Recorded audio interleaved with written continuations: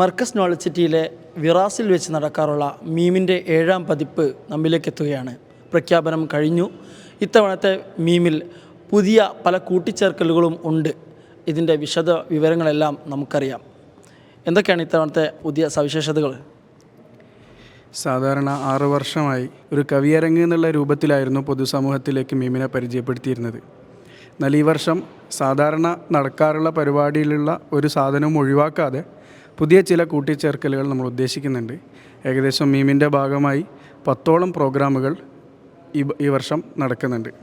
അതിൽ പ്രധാനമായി നമ്മൾ സാധാരണ നടന്നു വരാറുള്ള മീം നബിയോർമ്മയിലൊരു കവിയരങ്ങ്, 100 കവികൾ 100 കവിതകൾ എന്നുള്ള പ്രധാന ഇവൻ്റ് നടക്കും. അതോടുകൂടെ തന്നെ ഈ വർഷം സാധാരണയിൽ ഇവിടെ നടക്കാറുള്ള കന്നഡ മീം ബാംഗ്ലൂരിൽ വെച്ച് വളരെ വിപുലമായി സെപ്പറേറ്റ് ആയിട്ട് തന്നെ നടക്കും. അതുപോലെ തന്നെ സാധാരണയിൽ നടന്നു വരാറുള്ള പരിപാടികൾക്ക് പുറമെ എക്സ്പോ എന്നുള്ള ഒരു പരിപാടി നമ്മൾ അവതരിപ്പിക്കുന്നുണ്ട്. അത് നബി സല്ലല്ലാഹു അലൈഹി വസല്ലമ തങ്ങളുടെ പാഠങ്ങൾ അത് കൃത്യമായി ഒരു ദൃശ്യാവിഷ്കാരമാക്കി സമൂഹത്തിലേക്ക് എത്തിക്കുക എന്നുള്ളതാണ് ഈ മീമിലെ എക്സ്പോ കൊണ്ട് ഉദ്ദേശിക്കുന്നത്. അതുപോലെ തന്നെ പ്രധാനമായും 2 കോഴ്സുകൾ ഇതിൻ്റെ ഭാഗമായി നമ്മൾ ചെയ്യാൻ ഉദ്ദേശിക്കുന്നുണ്ട്. ഒന്ന് സാധാരണ നടന്നു വരാറുള്ള നോളജ് സിറ്റിയുടെ managing director doctor P Abdul Hakeem Azhari ഉസ്താദിൻ്റെ ഷമായിൽ കോഴ്സ് മലയാളത്തിലും പുറമെ ഉറുദു ഭാഷയിലും കൂടി ഉൾപ്പെടുത്തി അഖിലേന്ത്യാ തലത്തിൽ വ്യാപിപ്പിക്കാൻ ഞങ്ങൾ ഉദ്ദേശിക്കുന്നുണ്ട്. അതുപോലെ തന്നെ ഹക്കീം ഉസ്താദിൻ്റെ തന്നെ ഷമായിൽ ടോക്കുകൾ നമ്മളെ ഇന്ത്യയിലെ പ്രധാനപ്പെട്ട മെട്രോപൊളിറ്റൻ സിറ്റികളിൽ നടത്താൻ ഉദ്ദേശിക്കുന്നുണ്ട്.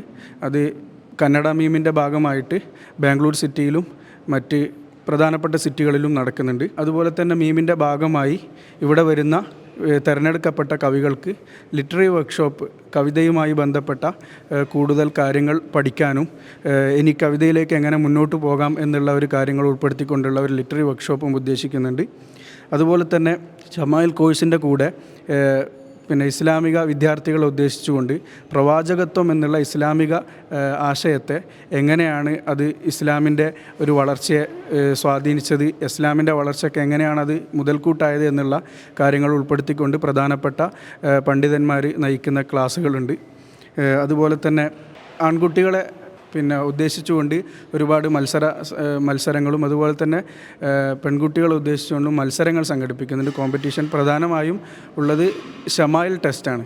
നബി സല്ലല്ലാഹു അലൈഹി വസല്ലം തങ്ങളുടെ ജീവിതത്തെ പ്രതിപാദിക്കുന്ന കാര്യങ്ങളാണ് ഷമായിൽ ഉണ്ടാകുമല്ലോ. അപ്പോൾ അതിൽ പ്രത്യേകം നമ്മൾ തയ്യാറാക്കിയ മെറ്റീരിയലുകൾ ഉപയോഗിച്ചുകൊണ്ട് അത് സമൂഹത്തിന് നൽകിക്കൊണ്ട്, അഥവാ സ്ത്രീ സമൂഹത്തിനെയാണ് നമ്മൾ ഉദ്ദേശിക്കുന്നത്, അവർക്ക് നൽകിക്കൊണ്ട് അവർക്ക് ഒരു ഷമായിൽ ടെസ്റ്റ് നടത്തുക. അത് ഓൺലൈനാണോ മത്സരങ്ങൾ? ഷമായിൽ ടെസ്റ്റ് ഓൺലൈനാണ്. പിന്നെ ഇവിടെ ഒരു പോഡ്കാസ്റ്റ് കോമ്പറ്റീഷൻ നടത്തുന്നുണ്ട്. 1ാം സമ്മാനം 10,000 രൂപയാണ്. അപ്പോൾ നബി സല്ലല്ലാഹു അലൈഹി വസല്ലം തങ്ങളുടെ വ്യക്തിത്വത്തെ, അഥവാ നബി തങ്ങളുടെ വ്യക്തിത്വം എങ്ങനെയാണ് സമൂഹത്തെ സ്വാധീനിച്ചത് എന്നുള്ള ഒരു ആശയത്തിലാണ് പോഡ്കാസ്റ്റ് കോമ്പറ്റീഷൻ നടക്കുന്നത്. കേരളത്തിലെ വ്യത്യസ്ത ക്യാമ്പസുകളിലെ കുട്ടികൾക്ക് പങ്കെടുക്കാൻ പറ്റുന്ന രൂപത്തിലാണ് നമ്മളതിനെ സജ്ജീകരിച്ചിട്ടുള്ളത്.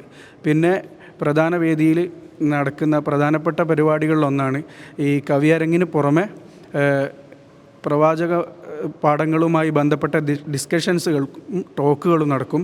അതുപോലെ തന്നെ സാഹിത്യ ചർച്ചകൾ നടക്കും. അതുപോലെ തന്നെ നബിതങ്ങളുമായി ബന്ധപ്പെട്ട സാഹിത്യ മേഖലയിലെ ചർച്ചകളാണ് ഈ സാഹിത്യ സദസ്സിൽ ഉദ്ദേശിക്കുന്നത്. അതുപോലെ തന്നെ നോളജ് സിറ്റിയിലെ വ്യത്യസ്ത ക്യാമ്പസുകൾ, ഇവിടെ ലോ കോളേജ് ഉണ്ട്, യുനാനി കോളേജ് ഉണ്ട്, അതുപോലെ ബിസിനസ് സ്കൂളുകളുണ്ട്. അവർക്കൊക്കെ നബി സല്ലല്ലാഹു അലൈഹി വസല്ലം തങ്ങൾ ആ മേഖലയിലേക്ക് നൽകിയ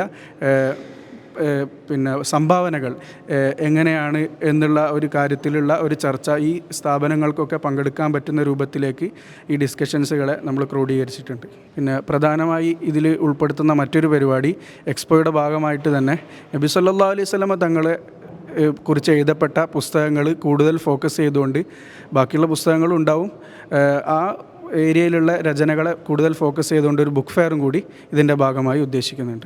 ലാംഗ്വേജ് മലയാളത്തിലുള്ള പുസ്തകങ്ങളും അവൈലബിളായ ഇംഗ്ലീഷ് പുസ്തകങ്ങളും മറ്റ് അറബി ഭാഷയിലുള്ള പുസ്തകങ്ങളൊക്കെ ഉൾപ്പെടുത്താൻ ഉദ്ദേശിക്കുന്നുണ്ട്.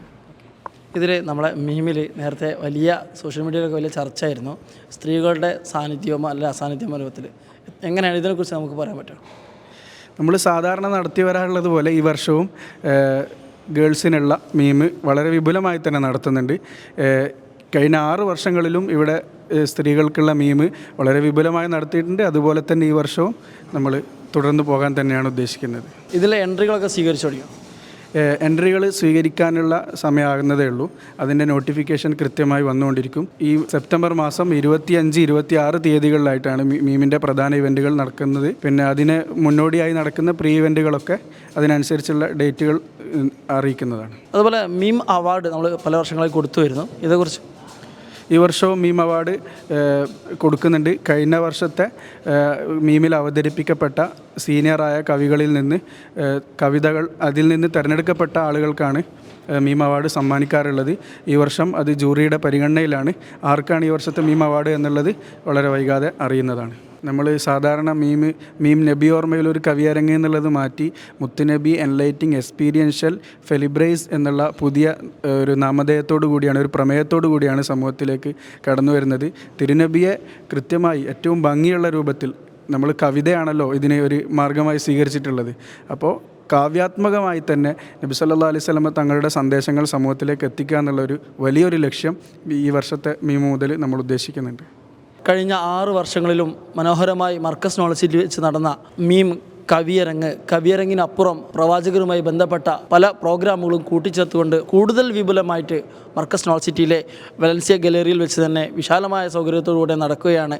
അതോടൊപ്പം സംസ്ഥാനത്തിന് പുറത്ത് മറ്റു പലയിടങ്ങളിലും ഇതിൻ്റെ അനുബന്ധ പ്രോഗ്രാമുകൾ നടക്കുന്നു, ഓൺലൈനിലും മറ്റും നടക്കുന്നു. ഇങ്ങനെ കവിയരങ്ങ് എന്നതിൽ നിന്നും കൂടുതൽ മീം ഒരു ഫെസ്റ്റായി തന്നെ മാറിക്കൊണ്ടിരിക്കുകയാണ്. അണിയറയിൽ വലിയ പ്രവർത്തനങ്ങളാണ് ഡെവലപ്പ് ചെയ്തുകൊണ്ടിരിക്കുന്നത്, നടന്നുകൊണ്ടിരിക്കുന്നത്.